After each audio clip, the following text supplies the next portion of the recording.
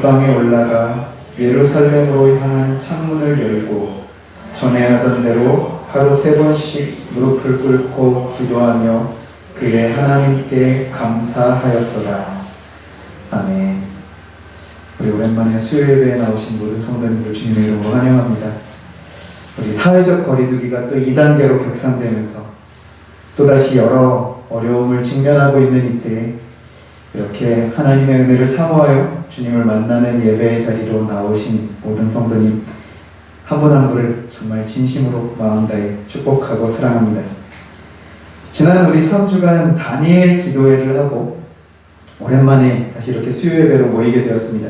그런데 우리가 21일간 다니엘 기도회를 마치고 오랜만에 수요 예배에 모였는데 오늘 본문이 다니엘의 기도의 장면입니다. 특별히 오늘 말씀을 통해서 우리 이 코로나 시대를 살고 있는 이 시기에 성도는 어떻게 살아야 하며 또한 어떤 마음가짐으로 기도해야 하는가에 관한 지혜를 얻을 수 있는 시간 되시길 바랍니다. 결론은 아주 잘 나왔다고 지금 말씀을 드리는 거예요. 오늘 정말 잘 나오셨습니다. 함께 집중해서 다니엘을 통해 오늘 나에게 주시는 하나님의 지혜와 은혜의 말씀을 발견하시고 돌아가시기 바랍니다. 아멘. 오늘 우리가 6장 10절 말씀 한 절을 읽었지만요, 이 10절 안에서도 우리가 살펴볼 내용을 조금 더 구체적으로 3가지로 요약을 해보고 들어가도록 하겠습니다. 첫째는 서두에 있는 초반부에 있는 이 조서에 왕의 도장이 찍힌 것을 알고도 라고 하는 내용이고요.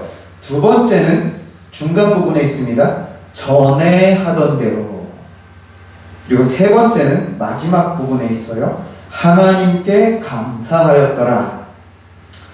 오늘 우리가 함께 살펴보고자 하는 이 내용은 다니엘의 기도의 자세이자 그의 기도의 내용인데요.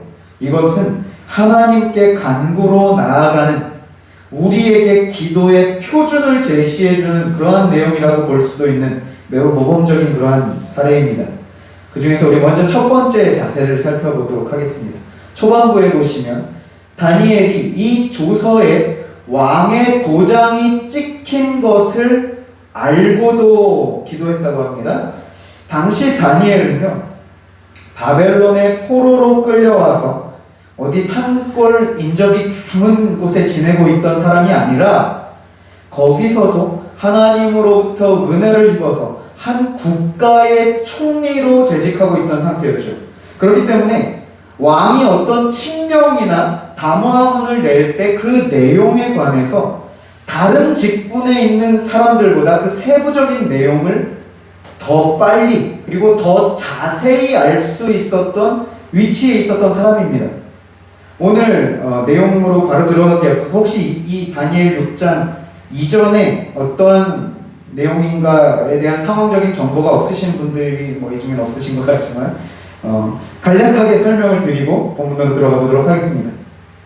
다니엘은 본래 남유다에 살고 있던 소년이었습니다. 그런데 이스라엘 백성들이 하나님을 떠나 범죄함으로 하나님께서 주변 국가들을 들어서 그들을 치시고 포로로 끌려가게 하셨습니다.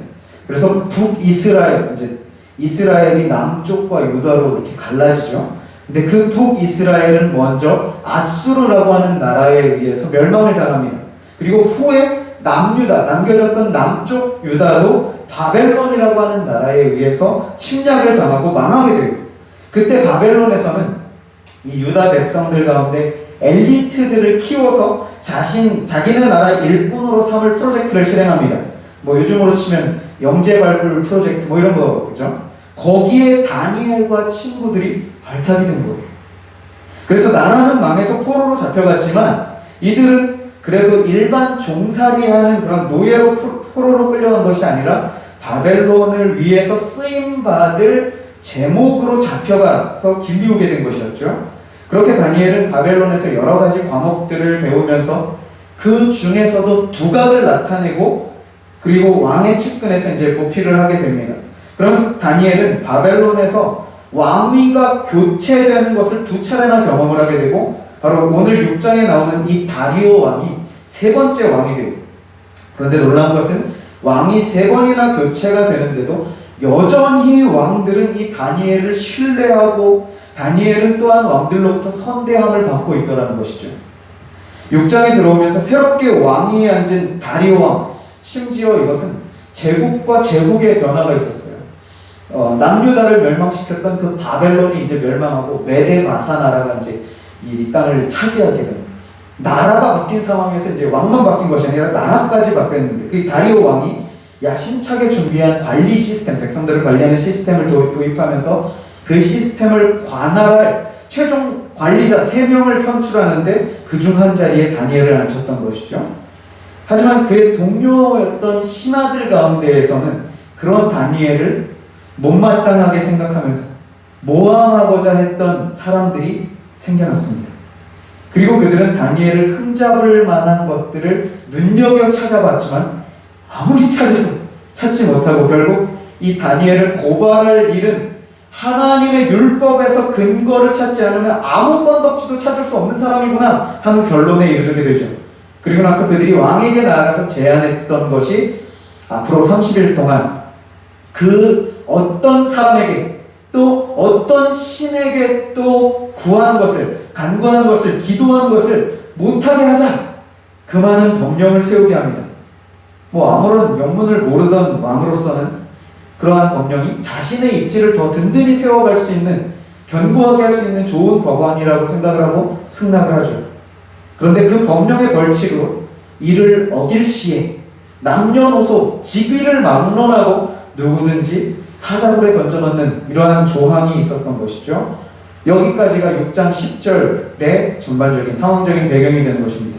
그래서 시작하면서 초반부에 6장 10절 초반부에 다니엘이 이 조서에 왕의 도장이 찍힌 것을 알았다고 하는 것이 바로 이 기도를 금지하게 하고 어길 시에 사자굴에 넣는 그 법률이 정해졌음과 또 이 법이 무엇을 의미하는지 그 의도까지도 이미 다니엘은 알고 있었다는 것을 뜻하는 얘기입니다. 자, 혹시 우리 성도님들 가운데 이런 상황에 직면하시게 된다면 어떠시겠어요? 이것과 코로나로 인해 대면 예배에 제한이 있는 것을 꼭 연결해서 해석하려고 하지 않겠습니다. 코로나가 끝나기까지 대면 예배를 자제해달라고 하는 것을 마치 30일 동안 기도하지 못하게 한 것으로 연결시켜서 그럼에도 불구하고 다니엘은 전에하던 대로 기도를 했으니까 우리도 전에하던 대로 대면 예배를 드리겠다. 이런 식으로 연결을 시키면요. 그 이후에 조금 더 심각한 문제가 봉착할 수 있기 때문에 이후의 부분들은 좀 민감한 문제일 수 있기 때문에 오늘 다루진 않겠습니다. 하지만 오늘 이 다니엘의 상황을요. 일제시대 때 그 신사참배 같은 경우라면 직접적으로 연결을 해도 좋을 것 같습니다. 물론 그 일제강점기 시대에도 다니엘의 상황과 신사참배를 연결해서 해석하지 말자라고 주장하는 그러한 사람들이 있었습니다.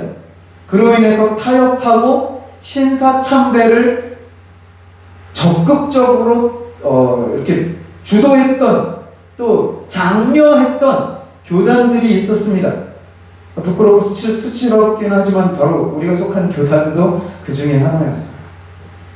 물론 그 후에 교단 목사님들이 그때의 잘못을 인정하시고요. 회개하는 일들이 있었습니다.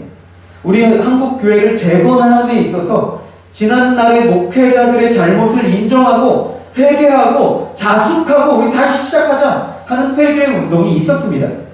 그런데 중요한 것은요. 이와 같이 신앙을 회방하고 우리의 자유를 침해하는 일은 역사 속에 있던 옛날 얘기가 아니라 바로 우리 옆에 있는 땅 북한에서는요. 오늘도 일어나고 있는 일이라는 것이죠. 우리 다니엘 기도회를 통해서 탈북하신 간증자들 2분의 간증을 들어보셨을 것입니다. 이것은 북한의 과거의 일이 아니라 오늘도 일어나고 있는 일이고 만약에요. 생각해 보십시오. 남한과 북한이 전쟁을 통해서 공산당이 집권하는 적화 통일이 일어나게 되면요. 가까운 미래에 우리에게 닥칠 일일 수 있다는 거예요. 만약 가정에서 10년 이내는 우리 중에 이제 먼저 가실 분들은 아직 안 계십니까? 10년 이내에 적화 통일이 된다라고 생각을 해볼까요? 공산당이 총을 들고 이 수요 예배 드리는 이 자리에 적화 통일되면 예배를 모일 수도 없겠지만요. 이 자리에 들어와서 공산당이 총구리를 들이대고 예수님 얼굴에 침 뱉으면 살려주고 예수님을 거절하고 부인하면 살려주고 저주하고 부인하면 살려주고 김정은 수령님 말씀 외치고 절하면 살려주겠다. 그렇지 않으면 이 자리에서 총으로 쏴서 죽이겠다. 이런 상황에 한번 내가 직면했다라고 생각을 해보십시오. 그 자리에서 우리는 신앙을 지키다가 죽을 준비가 오늘 지금 되어 계십니까? 아니면 목숨 부지를 위해서 신앙을 잠시 저버리고 세상과 타협하여 이 땅에서의 삶을 잠시 조금 더 유지하시겠습니까? 분명 우리가 모두가 머리로는 순교의 잔을 마시는 것이 정답이라는 것을 누구나 잘 알고 있습니다. 그런데 정말 그 순간이 왔을 때 그 잔을 달게 마실 수 있는 사람이 있을지는 누구도 장담할 수는 없다는 것이죠. 그리고 오늘 다니엘에게 이와 같은 실제적인 문제가 그의 눈앞에 놓이게 되었습니다. 하지만 다니엘은요, 그 모습을 볼 때 그에게서는 단일 초의 주저함도 그 어떤 망설임도 보이지가 않았습니다. 그는 자신이 전에 하던 대로 기도를 하며 사자굴에 들어갈 것을 분명히 알고 있었습니다. 다니엘이 속으로 그래도 내가 명색이 기도하는 사람인데 하나님께서 정말 사자굴에 들어가게 하시겠어? 이런 마음 가지고 기도의 자리로 나아갔을까요? 아니라는 거죠. 그는 오히려 내가 죽으면 죽으리라 하는 일사각오의 정신으로 그 기도의 자리로 나아갔을 것입니다. 내 목에 칼이 들어오더라도, 내가 오늘 사자밥이 되더라도 세상과 타협하여 나의 신앙의 양심을 더럽히는 자리로 절대로 가지 않겠다는 그 굳은 결의와 다짐으로 담대히 그 기도의 자리로 전과 같이 나아갔다는 것이죠. 바로 우리가 오늘 본받고 돌아봐야 할 신앙의 자세가 이것입니다. 나는 오늘 죽을 준비가 되어 있는가? 세상과 타협하지 않고 나의 신앙의 양심을 지키고 마음을 정하여 그 자리로 나아가고 있는가 하는 것입니다. 두 번째로 살펴볼 우리의 기도의 자세는요, 전에 하던 대로입니다. 다니엘은요, 그렇게 자기가 사자굴에 가게 될 것을 알고도 조금도 타협함이 없었습니다. 상황이 녹록지 않다고 해서 그 상황에 맞추어서 타협하거나 굽힘이 전혀 없었습니다. 예를 들어서 오늘 10절 중반부에 보시면 그가 전에 하던 대로라고 하는데 그 전에 하던 방식이 뭐냐? 일단 윗방으로 올라갑니다. 2층으로 올라갔다고 해요. 그 윗방은요, 창고 수준의 어떤 좁은 다락방이 아니라 2층 집 공간을 사람이 살 수 있는 그러한 공간을 가리키는 것입니다. 즉 예전부터 기도할 때 다니엘은 그 2층 집에 올라가서 높은 곳에 올라가서 기도를 드렸다는 것이죠. 그런데 보세요. 지금 상황이 이러면 기도하면 이제 사자굴에 넣겠다고 위협하고 이제 있는데 지금 상황이 이러면 적어도 2층은 안 올라가도 되잖아요. 그렇지 않아요? 굳이 일부러 사람들이 많이 볼 수 있는 잘 보이는 2층, 그것도 보시면 2층에서 창문을 열어놓고 기도를 했다고 합니다. 뭐 좋습니다. 2층까지 올라갔다고 칩시다. 그럼 2층에 올라가서 창문 닫고 기도할 수 있잖아요. 그럼 적어도 이 창문은 안 열어도 되지 않을까요? 굳이 창문을 열어서 불필요한 상황을 만드는 것보다 2층에 올라가지만 창문만 잠시 닫고 기도하면 그게 지혜로운 행동 아닙니까? 그런데 이런 작은 시도가 우리의 신앙을 세상과 타협하는 자리로 나아가게 한다는 것을 다니엘은 알고 있었던 것이죠. 전에 하던 대로 그대로. 다니엘은요, 조금도 굽히지 않고 타협하려는 마음의 시도조차 하지 않았습니다. 그리고 다니엘은 그렇게 하루 3번씩 기도하는 일을 조금 줄이려고 하는 시도도 하지 않고 전에 하던 그대로 했습니다. 그런데 여기서 우리가 조금 더 유의해서 보실 표현이 예루살렘으로 향한 창문을 열고 기도했다라고 합니다. 자, 이것이 의미하는 바는요, 다니엘이 기도를 하는데 어느 쪽을 향해서 기도를 했다고요?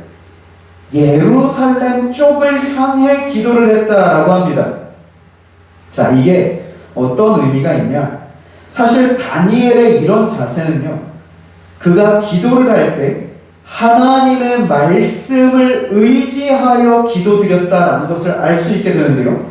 다니엘이 붙잡은 말씀은요, 바로 솔로몬이 성전 봉헌식에서 있었던 기도의 내용을 붙들고 있었던 것입니다. 우리 열왕기상 8장 말씀 잠깐 찾아보시겠어요? 열왕기상 8장 말씀 8장 6절입니다. 46절부터인데요. 잠시 한번 이 부분은 좀 중요하니까 같이 좀 찾아보셨으면 좋겠습니다. 열왕기상 8장, 제가 가진 성경으로는 구약성경 527면에 있습니다.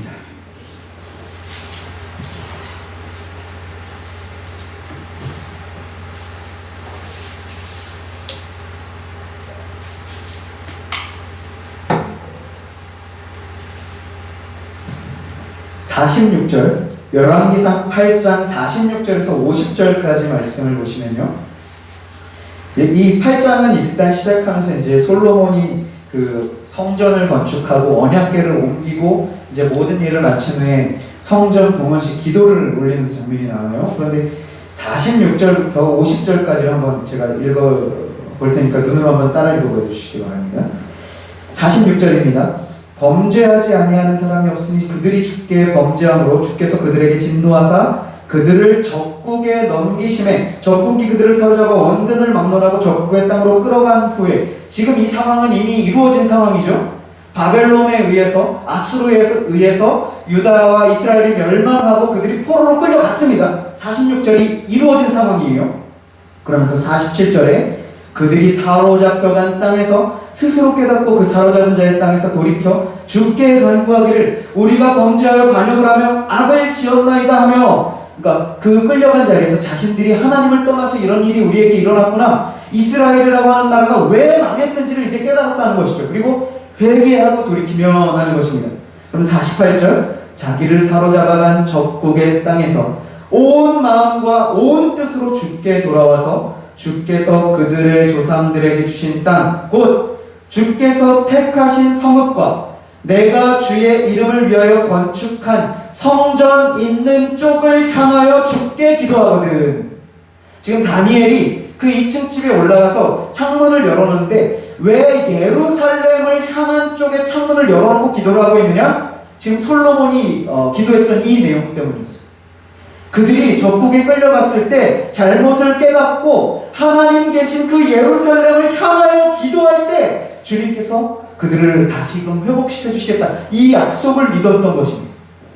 이어서 보시면 49절, 주는 계신 곳 하늘에서 그들의 기도와 간구를 들으시고 그들의 일을 돌아보시며, 50절, 주께 범죄한 백성을 용서하시며 주께 범한 그 모든 허물을 사하시고 그들을 사로잡아간 자 앞에서 그들로 불쌍히 여김을 얻게 하사 그 사람들로 그들을 불쌍히 여기게 하옵소서. 지금 다니엘은요, 그 다니엘의 기도는요, 하나님의 말씀을 근거로 한 간구였다라는 사실입니다. 하나님께서 물론 솔로몬의 기도이기는 했지만 그 솔로몬의 입을 통하여 기록된 성경 말씀을 붙들고 하나님께서 그렇게 하시겠다 하신 약속의 말씀을 신뢰함으로 주님 앞에 간구하고 있었던 것입니다. 그 간구의 내용만 기도한 것이 아니라 실제로 솔로몬의 기도와 같이 우리 백성들이 주님 계신 그곳을 향하여 기도할 때에 이 말씀을 신뢰하고 믿음으로 실제로 다니엘은 그렇게 하루 3번, 여기서 3번이라고 하는 3이라고 하는 숫자의 의미도 있겠지만요, 그렇게 완전한 신뢰로 주님 앞에 기도의 자리로 나아갔다는 것입니다. 그럼 이쯤에서 오늘 또 나의 기도의 내용을 한번 돌아보시겠습니까? 나는 하나님의 말씀, 이 약속의 말씀을 근거로 하여 주님 앞에 간구로 나아가고 있는가? 세 번째로 살펴볼 기도의 자세는 마지막 부분, 다니엘 6장 10절 마지막 부분에 있는 하나님께 감사하였더라 하는 것입니다. 앞서 제가 이 상황적인 배경을 쭉 말씀을 드렸습니다. 다니엘은 지금 어떤 상황 속에 있었습니까? 1차적으로는 나라를 잃은 상황이었습니다. 그리고 그 다음으로는 자신의 신앙을 지킴으로 인해 모함을 당하고 살해의 위협까지도 당하는 그 가운데 있었습니다. 자, 이 상황을 다시 한번 입체적으로 그려보며 조금 더 구체적으로 생각해 보겠습니다. 수년 내에 우리에게 다시 일제강점기와 같은 그 시대가 와서 우리가 나라를 빼앗기게 되고 그 안에서 신앙을 지킨다는 이유로 모진 고문과 살해의 위협이 가까이 도사리고 있는 상황에 내가 오늘 상황이 그러한 상황이다 라고 한번 생각을 해볼게요. 그러면 그 상황 가운데 우리의 기도는 어떤 내용이 주를 이룰 것 같으세요? 저 같으면 하나님 도와주세요, 구해주세요, 살려주세요, 지켜주세요, 보호해주세요, 이런 간구의 기도가 주를 이루는 것이 당연하지 않겠습니까? 하지만 다니엘의 기도에는요, 하나님께 대한 감사가 있었다는 것. 지금 다니엘이 감사할 일이 뭐가 있기에 하나님께 감사를 드리고 있습니까? 다른 이스라엘 백성들은 포로로 끌려와서 종살이 하는데, 하나님 그 가운데서 저를 사랑해 주시고 지켜주셔서 저는 바벨론 제국부터 메데바사 제국으로 이어지는 가운데 계속해서 총리 자리를 세워주시고 안전하게, 그리고 안전한 것뿐만 아니라 안락하게 살 수 있도록 도와주셔서 감사합니다, 이런 감사를 드렸을까요? 아니겠죠. 우리 성도님들 같으시면 이 상황에서 어떤 감사로 하나님께 나아가실 수 있으실 것 같으십니까? 이것은 단순히 하나님께서 나를 총리 세워주셔서 위기의 때에도 걱정 없이 살아가게 해주신 것에 대한 그런 차원의 감사가 아니라 그의 존재적인 차원에서의 감사였던 것입니다. 하나님께서 나 같은 비천한 자를 여전히 기억하시며 나의 간구하는 소리에 귀 기울이시고 들으신다는 그 이 놀라운 사실에 대한 전인격적인 존재적인 측면에서의 감사를 주님 앞에 드릴 수밖에 없었던 것이죠. 분명 세상의 눈으로 볼 때 다니엘은 지금 일생일대 최대의 절체절명의 때를 맞이하게 되었습니다. 바벨론 포로로 끌려와서 처음에 왕이 준비한 우상에게 바쳤던 음식을 먹지 않기로 정했을 때도 물론 위기이기는 했지만요, 지금은요 그야말로 절체절명의 순간을 맞이하게 된 것이죠. 하지만 이때에 다니엘이 바라보던 눈은 세상의 시선과 달랐습니다. 이것을 조금 어려운 표현으로 세계관이라고 하는데요, 세상을 바라보는 관점입니다. 우리 하나님을 믿는 주님의 백성들은요, 세상을 바라보는 관점이 세상 사람들과 달라야 합니다. 세상 사람들이 위기라고 말할 때가 성도에게도 위기가 아닌 것은 바로 그때가 하나님께서 드러나시고 일하실 타이밍이라고 보는 그 믿음의 눈인 것이죠. 이처럼 다니엘은요, 그에게 일어나는 이 현안의 문제에 초점되어 있는 것이 아닌 그 순간에도 믿는 백성을 찾으시며 불쌍히 여기시는 하나님의 은혜가 우리를 사로잡고 있음을 믿음의 눈으로 보았기 때문에, 그리고 그 약속을 하신 이 약속을 신실하게 이루시는 그 하나님을 신뢰하였기 때문에 하나님의 일하심을 기대하며 감사로 영광을 올려드리는 이 기도를 드릴 수가 있었던 것이죠. 오늘 나의 기도의 제목들 가운데 하나님께 부르짖는 간구의 제목들과 또한 하나님께서 하신 일들에 대한 감사의 제목들의 이 비중을 나누어 본다면 어떠십니까? 부르짖는, 하나님께 구하는 간구의 기도의 제목이 더 많으십니까? 하나님께서 행하신 일들에 대한 감사의 기도의 제목이 더 많으십니까? 물론 다니엘의 기도가 감사만 있었다는 것은 아니에요. 그는 환경과 상황을 초월하는 시각을 갖고 있었고, 그로 인해 하나님의 일하심을 찬양하지 않을 수 없었다는 것입니다. 그렇게 볼 때에요, 우리의 믿음의 간구들을 돌아보자는 것입니다. 우리의 기도의 제목들을 주님 앞에 한번 돌아보자는 거예요. 나는 어떠한 기도로, 어떠한 마음가짐과 자세로 나아가고 있는가?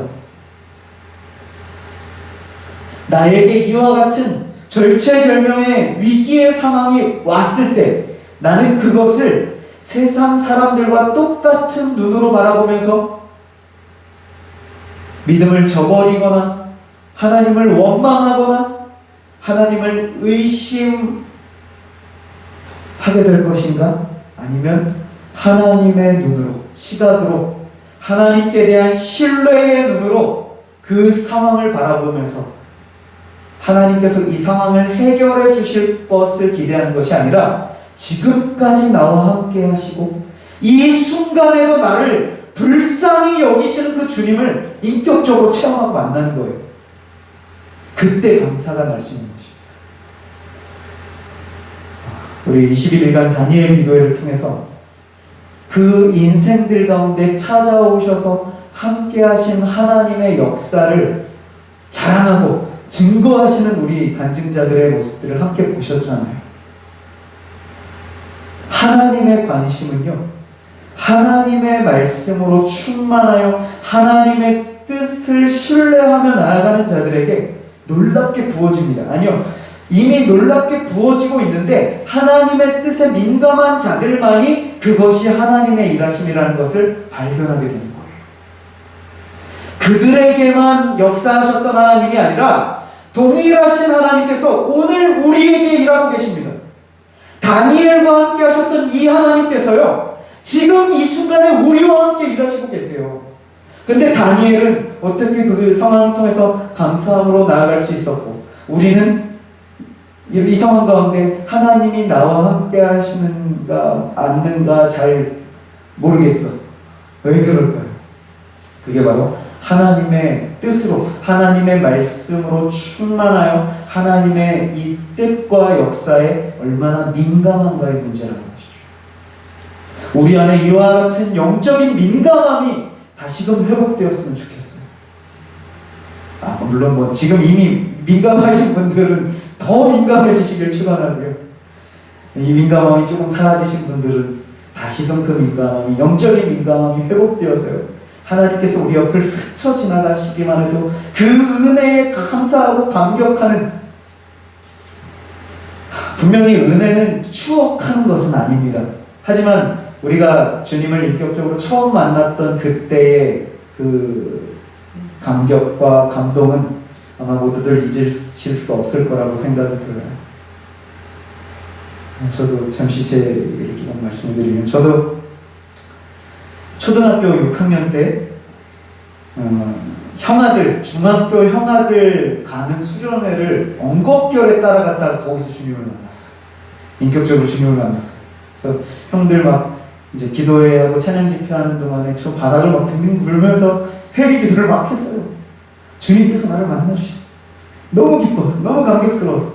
지금도 그때를 생각하면 참 감동이 있고 감격스러운 그러한 마음들이 영원히 남는데, 우리가 이와 같은 감사와 감동이 주님을 처음 인격적으로 만났을 때만 강하게 있는 것이 아니라 매일의 삶 가운데 이와 같은 은혜가 더 커져가야 이게 정상이거든요.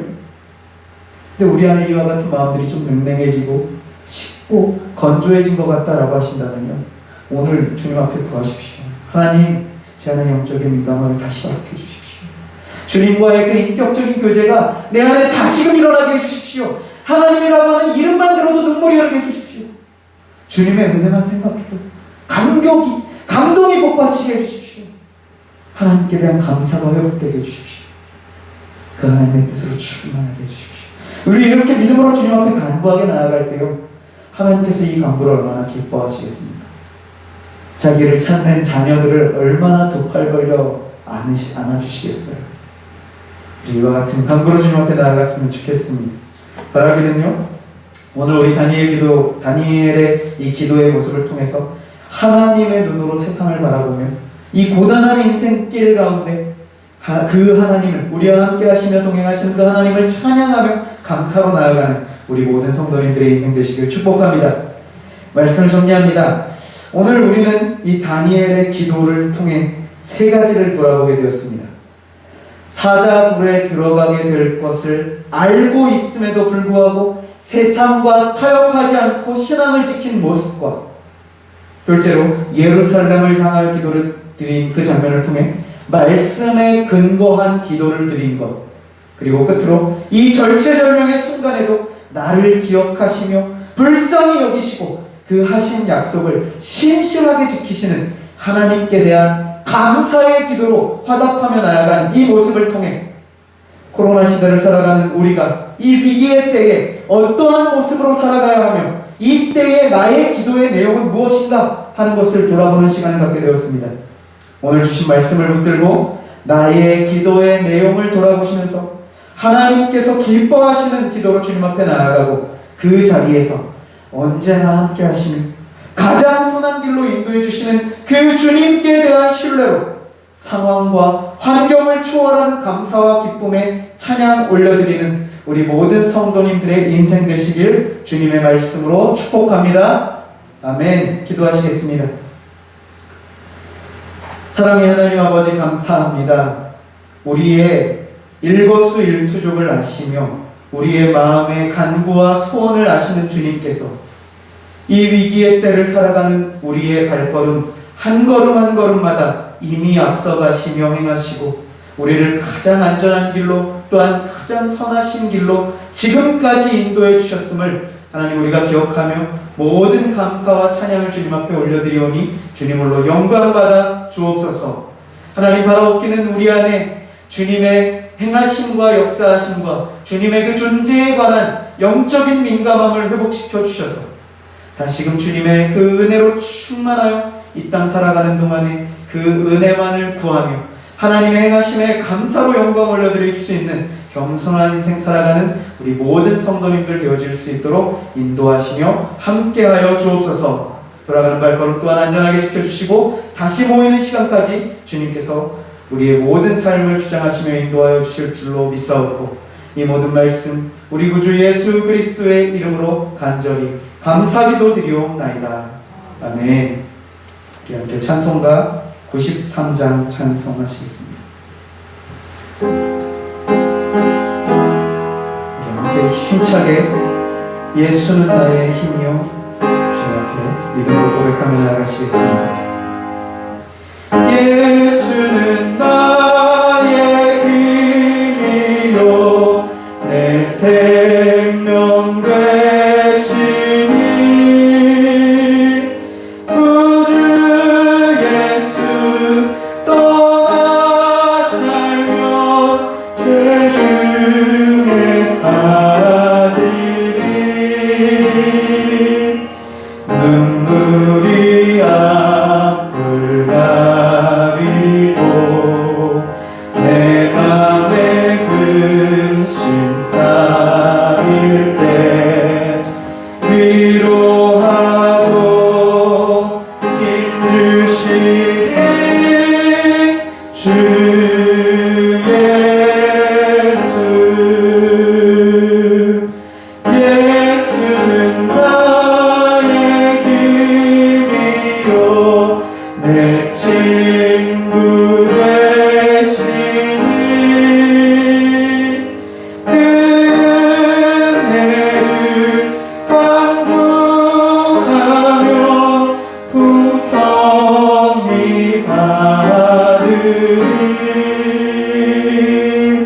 햇빛과 비를 주시니 주수할 곡식 많도다. 귀한 열매 주시니 주 예수. 예수는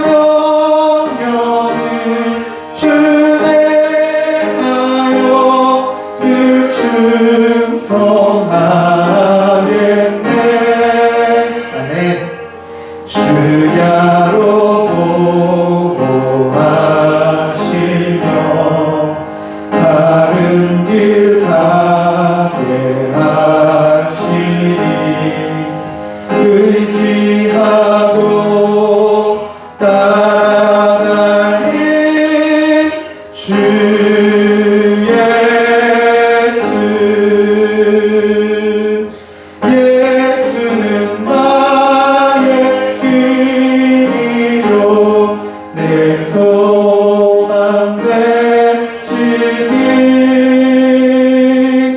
이 세상을 떠나갈 때 온 영생 얻으리 한없는 복을 주시고 영원한 기쁨 주시니 나의 생명 나의 기쁨 주 예수. 아멘. 여기까지 광고 말씀드립니다. 우리 이번 주 금요일부터 금요 기도회가 재개됩니다.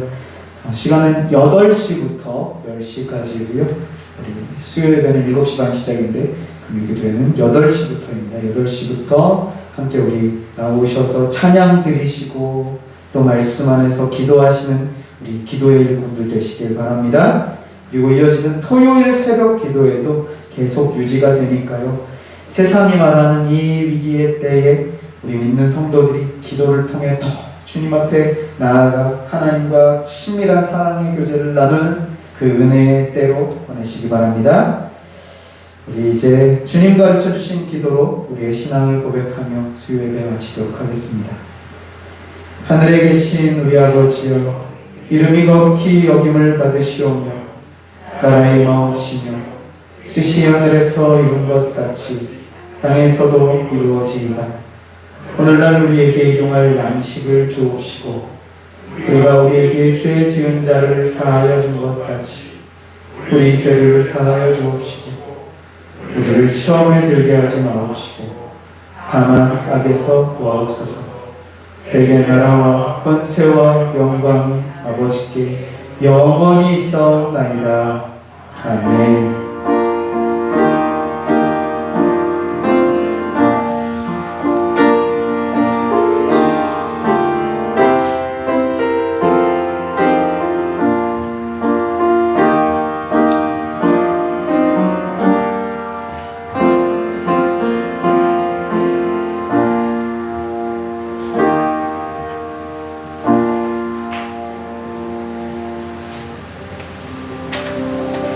마치겠습니다.